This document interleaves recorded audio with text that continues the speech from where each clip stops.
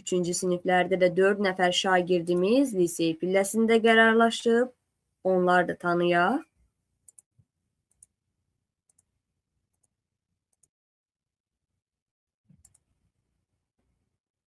Şirvandan Abbaslı Yağmur Cavid qızı 47 balla lisey pilləsində qərarlaşıb. Təbrik edirik şagirdimizi. Davam edirik. Görək hansı şagirdlərimizdir. Şamaxıdan Mirzəlizadə Ayşə Elvin qızı 48 balla lisey pilləsində qərarlaşıb. Əhsən şagirdimizə. Sabirabaddan Əmənova Yaxşı xanım Kamran qızı 48 balla o da lisey pilləsində qərarlaşıb. Afərin şagirdimizə və yenə bir şagirdimiz qalıb. Görək neçə bal toplayıb.